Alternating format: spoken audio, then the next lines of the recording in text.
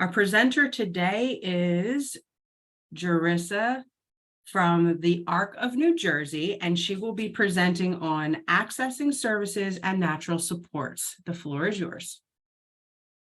Thank you, April.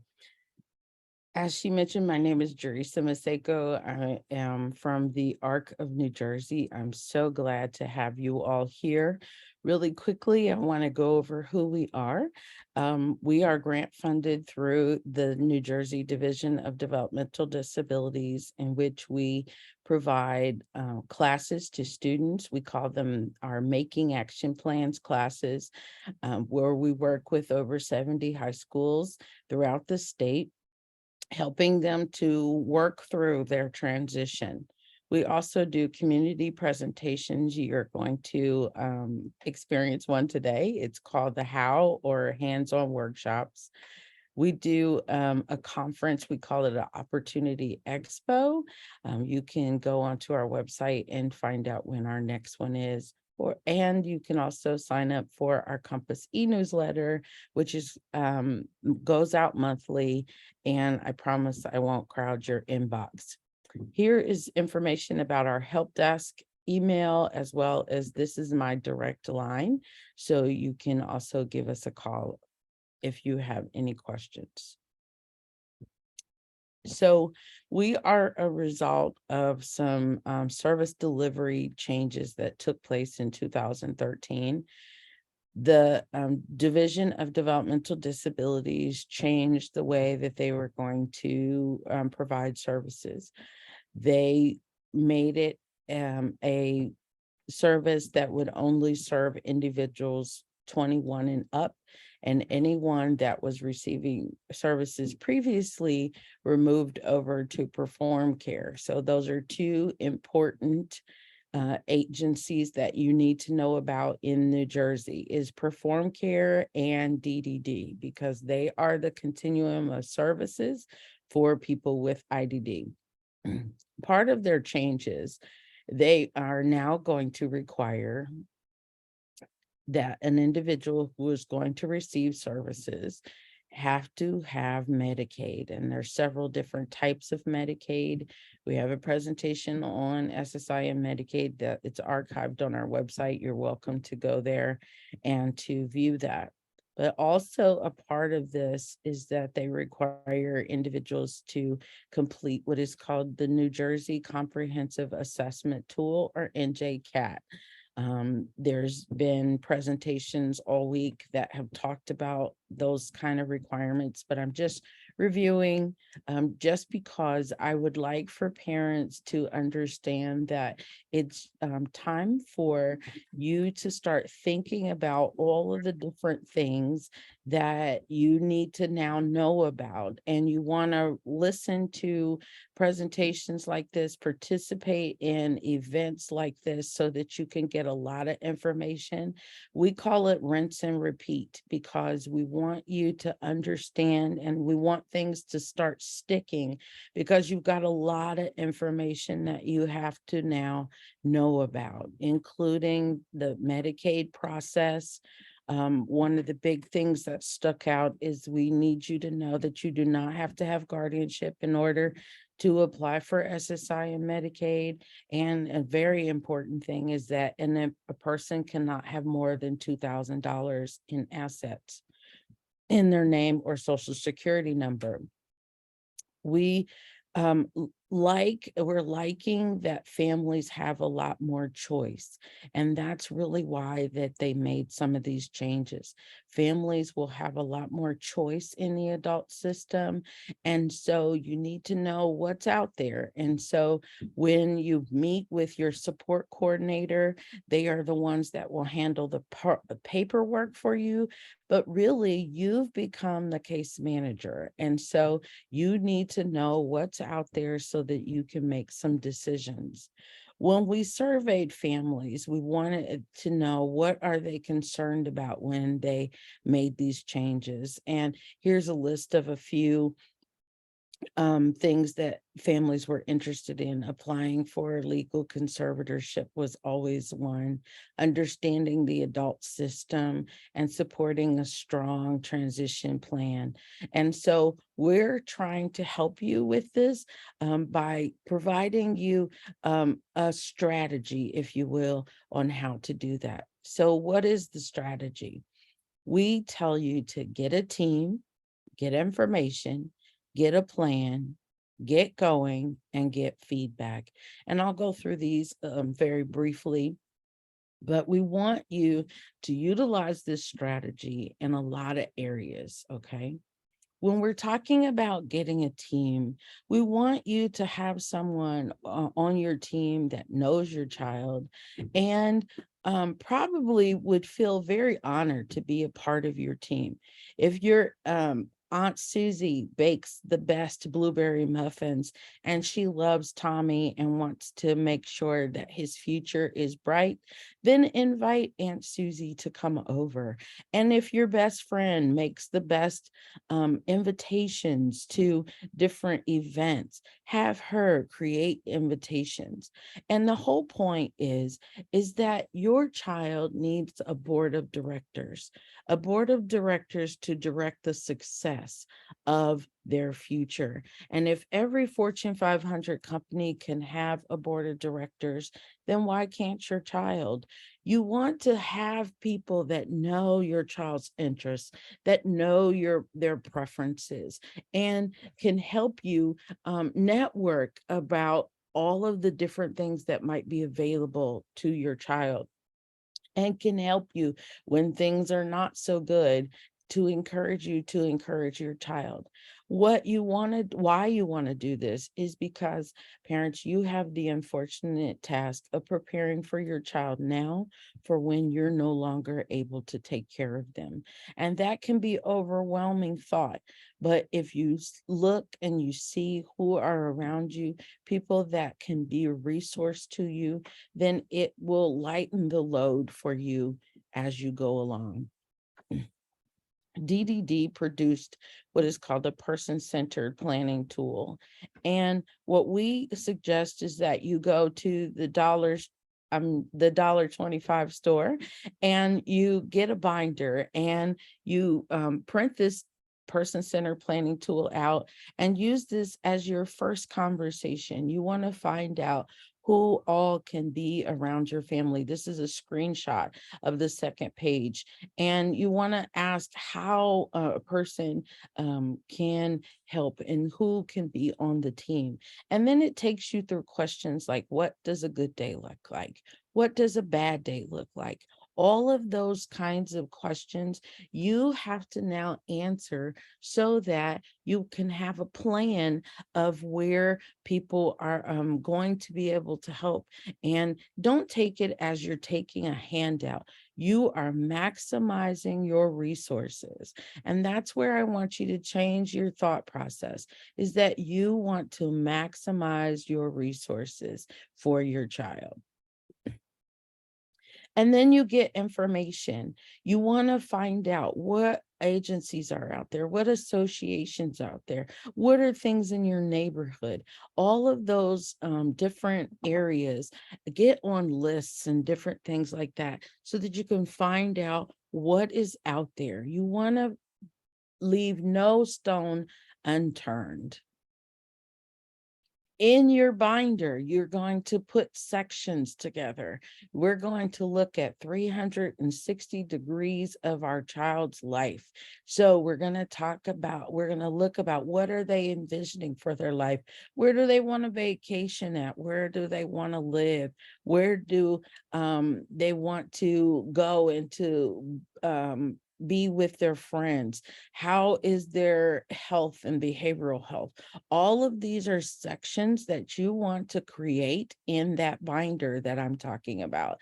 And you want to think thoroughly of how you can put or what information that you can gather in these areas, so that even if you find out something that they don't serve individuals until later in life, you have it organized in a way that you can access it.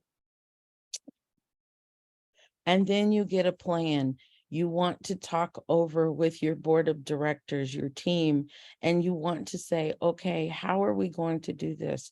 Do we need to utilize our IEP or in school? And you do some of these things and make sure that our child is maybe wants to work, and there's programs out there that can allow them to explore what positions that they would like to uh, be as they are growing up, and to give them experience and to build social skills and to build transferable skills. That's a big word right now, of building transferable skills. Those are the things that help individuals maintain their jobs, is because they have those transferable skills. And there's programs that your school can offer to build those transferable skills, but you have to have a plan. You have to think it out, and it serves as a visual history, a way to advocate, because you've seen, you've got the tool in front of you to show either the organizations or the school system that this is the kind of experience that my child wants to have. So you want to create this plan all for your child and the future that they may have. There's also some helpful resources. I've got them pictured here. The ARC Center for Future Planning has a website where you can go and you can create an account, and you can learn about future planning. You can build a future plan. You can also find resources, and then you can save that plan and print it out or use it with your team. There's also the life course tools of charting a life course. It is a great way that you can utilize all of the questions that they have. They do a lot with self-determination, ask questions. They have forms that you can fill out, that you can print out and put in your binder as well. I love the way that they have, whether or not your child needs a guardian or not, they have sheets that help you determine some of those things. If they want to help with work or different things like that, we want to make sure that you have those resources. So here are a couple of them. And then you want to get going. You want to get going in your child's life. Get going, utilize your IEP, your child's experience, maximize your entitlement. Your child has an entitlement to stay until the age of 21. There's different services that can be utilized during those 18 to 21-year-old years for the student. And so you want to get going, utilize all of that time. If you're concerned about colleges will take your money anytime you want to give it to them. So don't think that because they're older that they'll have problems. In fact, they're recommending that all students, whether or not they have an IEP or not, to take a year or so off so that they can mature and really take on the college requirements or rigorous curriculum in a more informed, more mature way. So go ahead, get out there. I know that parents, you've been given a bad diagnosis when your child was first diagnosed, or bad outlook on the future when your child was diagnosed, and you want to keep your child in a bubble to protect them from things. But I really want to challenge you here today to really get out there, find out what's out there, let them participate while you can still provide feedback for them, and you can see exactly how they're going to do. Create routines that will shape their lives, and then begin to fade your support, become more of a support rather than the driver, allowing your child to become the driver of their future. And that can be as simple as you're coming home from somewhere, having your child give you directions to the house, having them be in charge of turning left or turning right or going straight. That allows them to decide. And that can be at any level of understanding, whether they're low or high, they still are learning that they have some type of empowerment and control. But you want to get them out there and allow them to participate in their community. And then you want to get feedback. You want to ask questions. Don't be afraid to make adjustments. It's okay. You want to at least put something together. If it works, it works. If it doesn't work, then you readjust, you level set, you figure out what's going to work and what's the next step. There's nothing wrong with that, but at least try it, try it, try it, try it. You'd be surprised sometimes of what is out there and how well your student will succeed. Remember, get a team, get information, get a plan, get going, and get feedback. So here are some things to consider. What kind of support will your child need? What kind of support or providers that are out there? What can my child enjoy out in the world? What kind of things do they gravitate to? I was on the team for a friend named Matthew. Matthew loved trains and he loved cars and he loved cows and horses. And a part of his planning for his adult life, we looked at how could we input into his future, being able to enjoy those things that he liked. Matthew was had the brain age of maybe a 5-year-old. Matthew used a wheelchair. Matthew had a tray on his wheelchair where he had the word yes and he had the word no, because those were the communication words that were most significantly his strength. And so we thought about Matthew. What would he like? We knew that when Matthew was excited, he would sit up and his eyes would get big and his mouth would form as to say, oh. And so he was telling us what he was either interested in or if he really liked it. So we thought, how could we plan for Matthew to interact with trains? And so we started looking in the community. We found that there were miniature train things, that the fire station that was close to his house also had an awareness day and different things like that he could go and actually participate in. We looked and found a local farm that there were horses. And when those horses saw that blonde-haired, blue-eyed little boy and rolling up with that chair with wheels, they knew that something sweet and orange was on his tray, and they would make their way over to the fence where he was coming. And Matthew would sit up and his eyes would get big and his mouth would go as if to say, oh, because the horses were coming over. What is your child telling you, whether they're verbal or nonverbal? What kind of things would they like to participate in?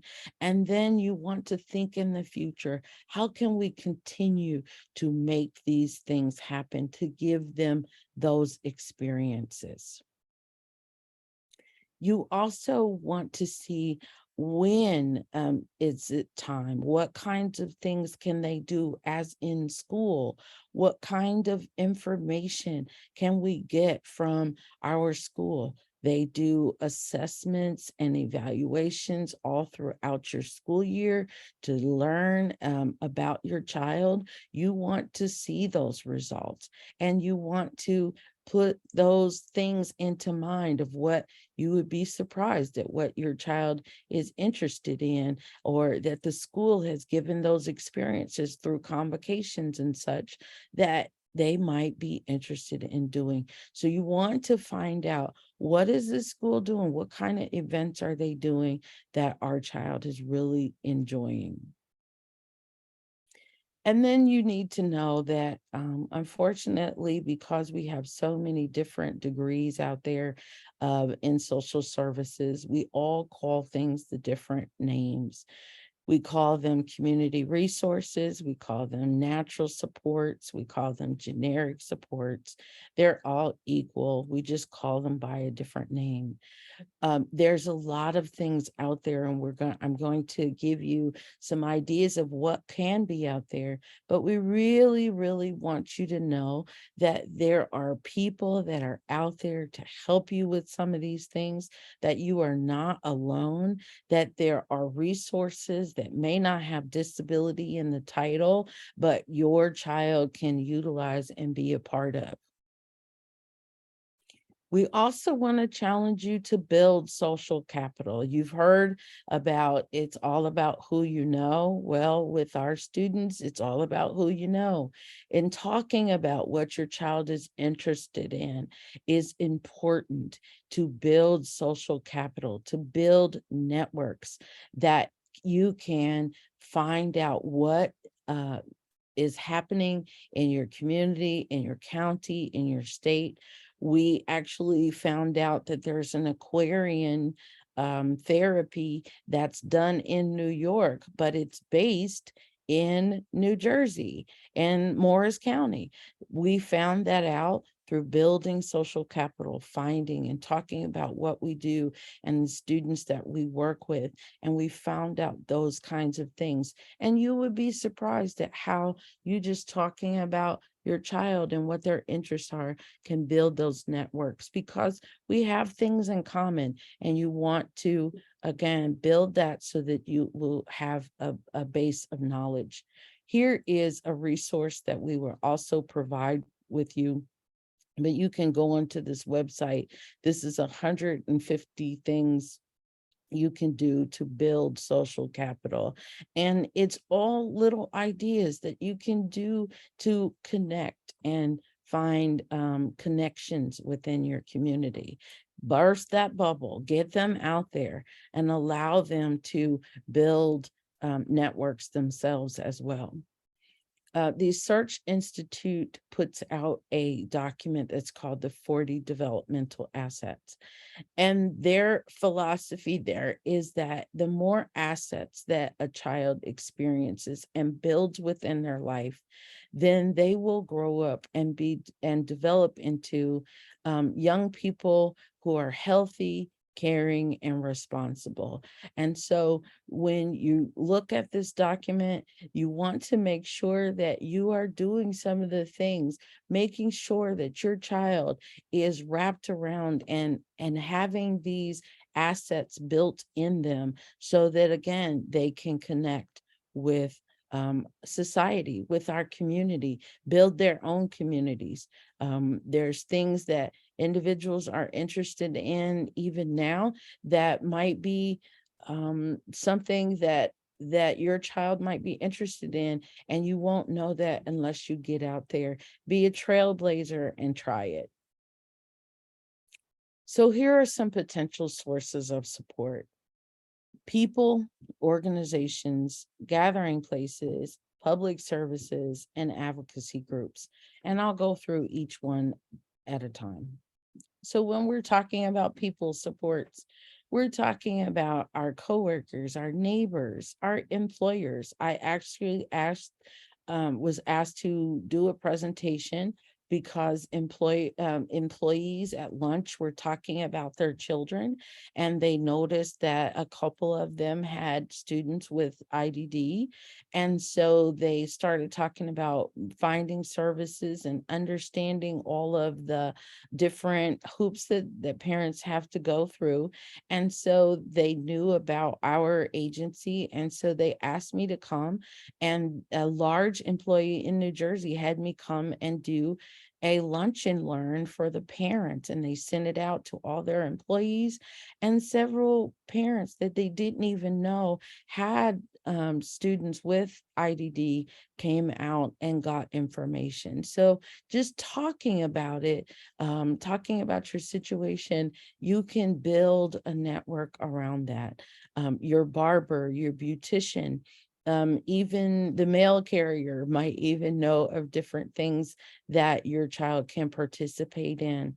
Your doctor's office is full of different pamphlets and flyers that can give you information about different things.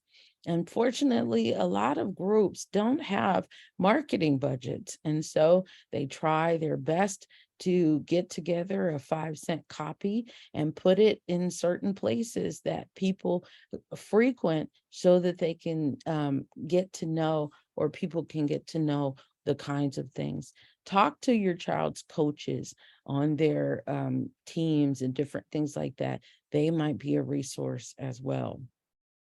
Local business owners, what they're finding out is that for individuals who want to have jobs and their individual might exhibit some self-injurious behavior, that local businesses, small businesses, are very tolerant of employing individuals with disabilities, so that they're not so busy, there's not so much stimulus for the individual. And so that is a great way to build your social capital. And frequently local businesses talking about how your child would want to work. These are ways and strategies that you can get your child the life that you want them and they want to have in the future. There are a lot of organizations like that have programs for people with disabilities.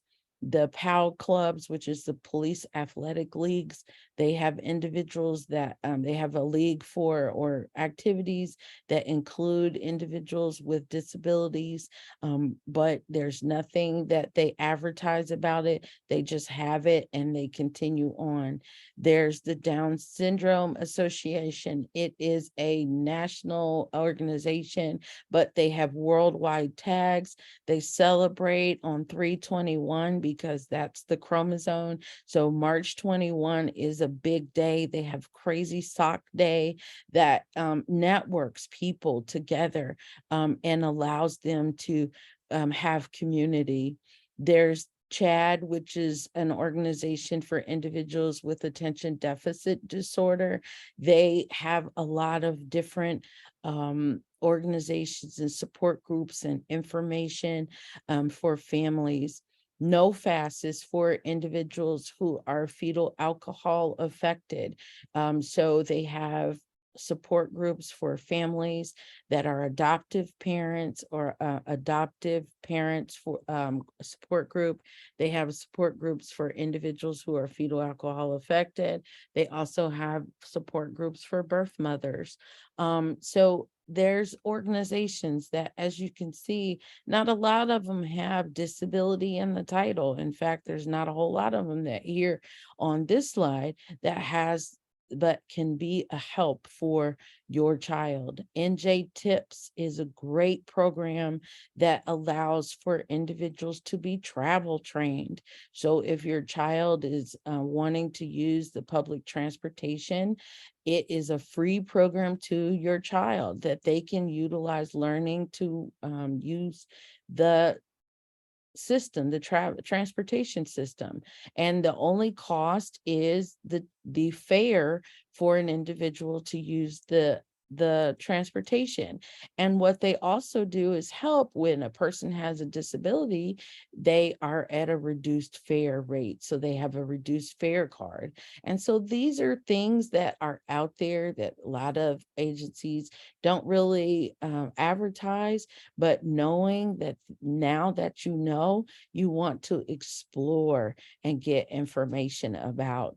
There's the Youth Leadership Council. They do a lot of different activities around being able to be out in the community to advocate for youth. And they do a lot of activities around alcohol prevention and not giving alcohol to youth. And they build, that's their platform. But what they do is they work with the youth all the rest of the year in building leadership skills and different communication skills, representing themselves in a positive way. And these are throughout the state. There, every county has a youth leadership council. And so allowing your student to be a part of these type of activities is a great way to access services through our communities. And also gathering places. You want to see at your houses of worship or faith communities what they offer for your child. You want to check with the local parks and recreation. During the summer, they actually employ students to do work around the city. And so if your child likes to work outside, then that would be a great place for them to be a part of. Look at your libraries and your museums. Even I would say, I think it's on another slide, the grocery store. They have cork boards that, again, these programs don't have a whole lot of marketing. They might have 5 cents for a copy, and they've stuck them on those cork boards. You'd be surprised at how many things that are out there that are stuck on that board, hoping that you would slow down as you're exiting the library and to check and see what's out there. You want to look and see if coffee shops have boards to see what kind of organizations. We actually were working with some young ladies that were trying to figure out what they were going to do for exercise as a part of their planning for future. They decided that there was a trail that was close to their house that they could walk to and walk on the trail. They began to walk pretty regularly on the trail for their exercise. They found out by just generically just saying hello to a couple of people that they would meet along the way. And they found out that that was a walking group, and they would go to a coffee shop afterwards and get a cup of coffee or tea. And so they don't have an advertisement. They're just a couple of people with similar interests that come together to do an activity, and they built a community around it. So you always want to look and see what's out there. There are public services like DDD, like the Division of Vocational Rehabilitation Services. They help with employment. Their charge is to help people find and maintain employment. There is the Department of Children and Family. That's the organization that runs Perform Care. There's a lot of other public services like Mom to Mom, Dad to Dad, Veteran to Veteran. There's also Cop to Cop as well. There's different housing authority and Habitat for Humanity resources that are out there that are public services that can help. Housing authority actually has a voucher that pays 70% of fair market value for an apartment. You need to know those kinds of things, and that's just for individuals with disabilities. This is different from Section 8. It's called a Section 811 voucher. But because there's no advertisement, because it has disability, doesn't have disability in the title for a lot of these things, we do not stop and pay attention and imagine how these things, these organizations, these public services can serve both the parents as well as our students. And so you want to take a look at what's out there. Civic organizations, there's family support organizations that are throughout the state through the New Jersey Council on Developmental Disabilities. They have different regions that you have parents of individuals with IDD that can be a support and be a resource. Personal preference program it provides a stipend for grooming and dressing and laundry for individuals with disabilities. But as you see, it doesn't have disability in the title, but it's something that you already do. And why not get a stipend for it? Or you can have an agency do it if you put that in place. But these are things that, again, are not going to be advertised. They're not going to have, some of these programs don't even have flyers or brochures to talk about them, but they're things that can help you. So you want to take this PowerPoint, you want to use your search engine, you want to find out what kind of services that they can offer. Also, there's advocacy agencies. As I mentioned, the regional family support councils. There's also, we have the ARC Family Institute that provides information and services. SPAN, who does a lot of educational advocacy. We have the Aging and Disability Resource Connection. They have a listing on their website of all kinds of community classes, like cooking classes and dance classes that your child might be interested in being a part of. You also, we have, I want to highlight the ARC Criminal Justice Advocacy Program. They are geared to help individuals who perhaps may have entered into the criminal justice system. And they work with the judges and the prosecutors to help to make sure that the person is represented well as there's an understanding of what the person's disability and how that disability impacts their decision making. These are things that can help, that are advocacy driven, like the Community Health Law Project can help you with powers of attorney and advocating for any discrimination from renters or anything like or landlord, sorry, those kinds of things. These are organizations that are out there that can help, that don't do a whole lot of marketing because they're so busy doing help that they might not have a marketing department, but there's plans, there's things that you can help, that they can help you with as you're gathering information about it. Here is a resource page that I'd like for you to take a look at, of some of the organizations that I talked about, but there's plenty of more here that you can utilize. It's a great thing for you to gather all this information in your binder, and you might not need something right now, but you can use it later. Build and organize your toolbox. Look for online resources. There are groups, there's parent groups that are a part of the Facebook and Twitter and Instagram, that they do a lot of different programs, supports. New Jersey is very present on Facebook with their family groups, and you just type in New Jersey special needs, IDD, different things, and a lot of groups will pop up. Again, look at your supermarket cork boards to find out. I'm dating myself by saying newspapers, but there's still those little things that come in your driveway and you can find out what's going on, or in your mail. There's career centers, there are support groups and resource nets. There's all kinds of community organizations that you can be a part of, that they have divisions that work with people with disabilities, but you have to build and organize that toolbox by getting that team, getting information, getting a plan, get going, and get feedback.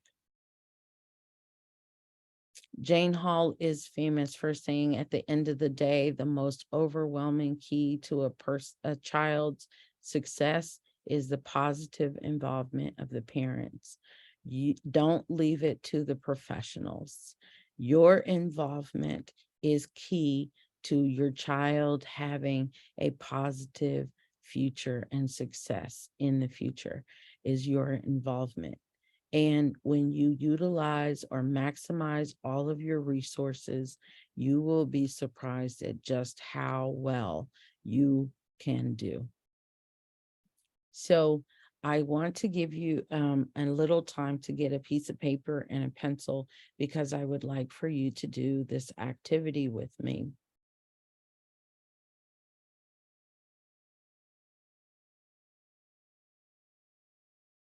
What I'd like for you to do on that piece of paper is to write the names of individuals who could possibly be a part of your natural support, who could possibly be on your team.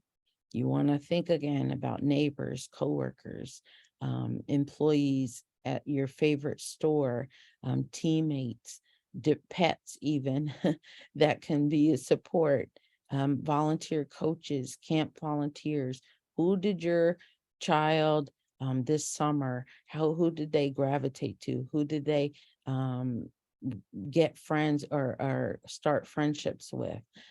Write the names, just write their names, just write their names.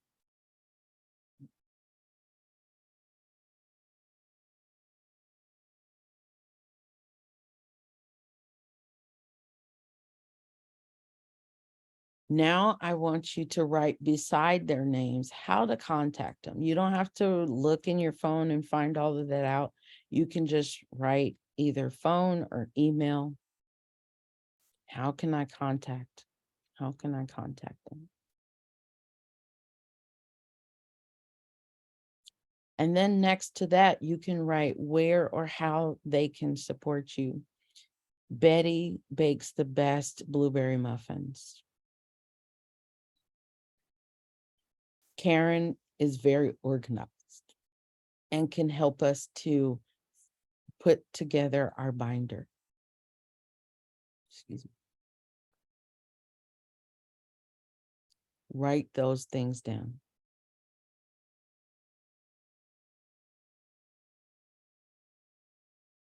Kevin can help me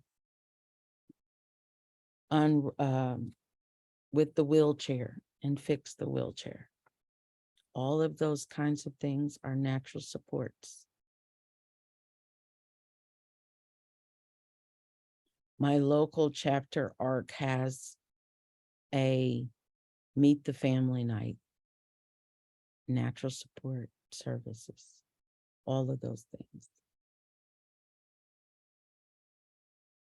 My child study team can help us prepare for a college visit. All of those things are natural supports and services.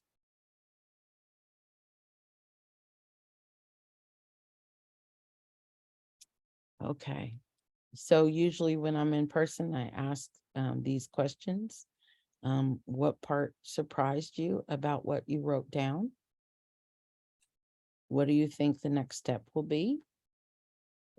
And what resources have you learned that you need to get to utilize all of your resources, to maximize your resources?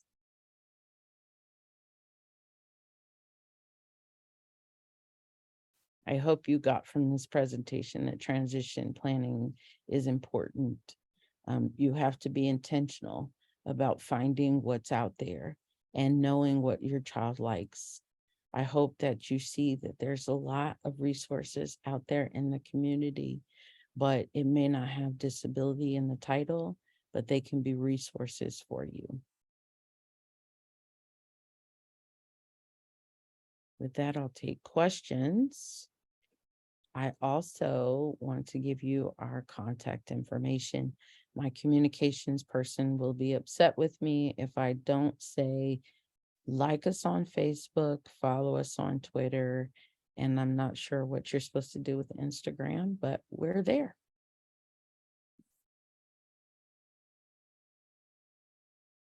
Excellent. Thank you so much. Um, in the chat, we have personal preference told me that it is only for persons with extreme physical disability. That's not the case.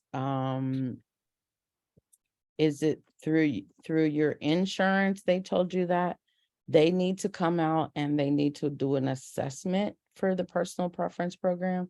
If the person that assessed you because your child has a disability, they need to assess you. And once that assessment is done, if they're still saying that, then you need to appeal. That is a service for individuals with disabilities. A lot of physical disabilities, yes, are given, but it's not necessarily only physical disabilities. And so I would say appeal that person if they were the evaluator.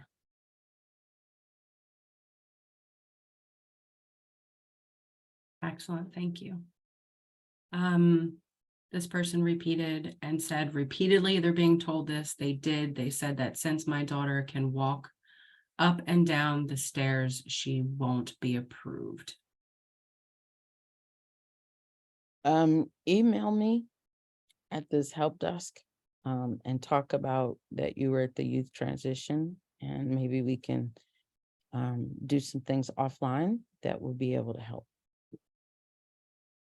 Excellent. Thank you so much. Let me scroll up here. Someone asked, how do they apply for these programs? So which programs you're talking about, you need to find out what things you were interested in, and they all have an application process that should be listed on their website. Like DDD has an application process that you can start at the age of 18. They don't give services until the 21, but you can start the application at 18. SSI also has an application that you can start at 18 to receive SSI and Medicaid.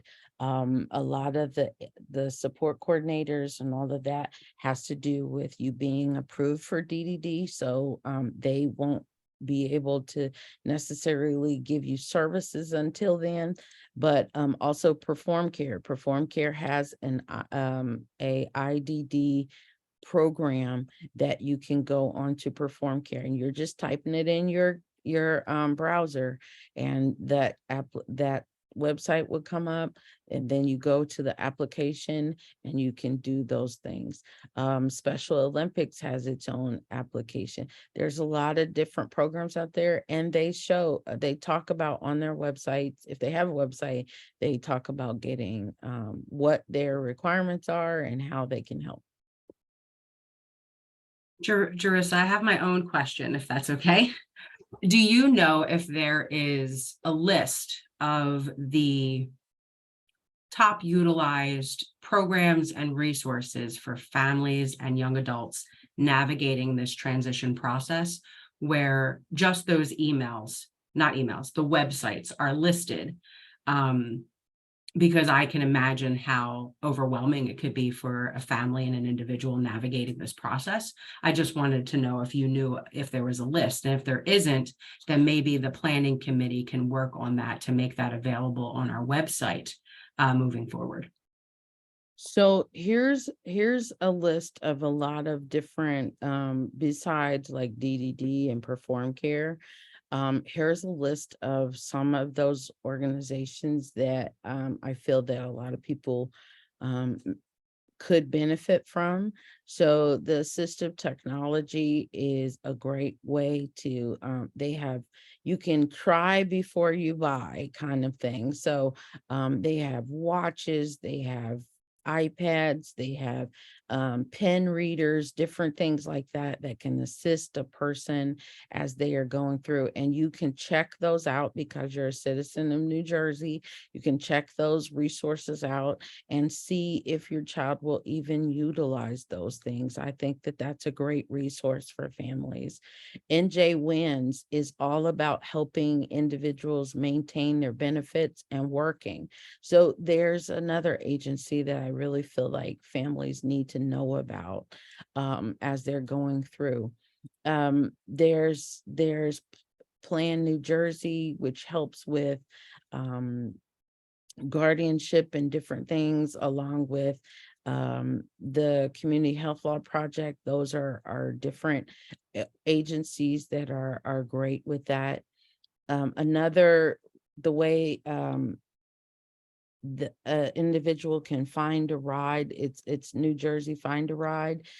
Local transportation within the counties, like paratransportation, that's another way other than the NJ Transit type of thing. Those are available. I also, family support centers, they are a great resource for families. But the organization, or the thing I want to highlight for you, is 211. They have a list of a lot of resources. You can call them, you can go onto their website, you can search their website for all of the services that are in New Jersey that are listed. The Division of Disability Services is also, they are kind of, again, I'm telling my age, the yellow pages of all disability services throughout New Jersey. So those are places that you can find information and be able to get to some of these things that I've listed.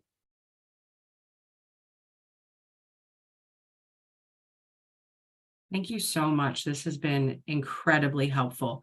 Are there any other questions for our presenter? I'll give you guys a couple minutes to add to the chat. A lot of thank yous are coming in, Jerisa. Thank you all. Here's my contact information. I'd be happy to set up an appointment to talk about where your child is and to help you with all of those things. So thank you. Excellent.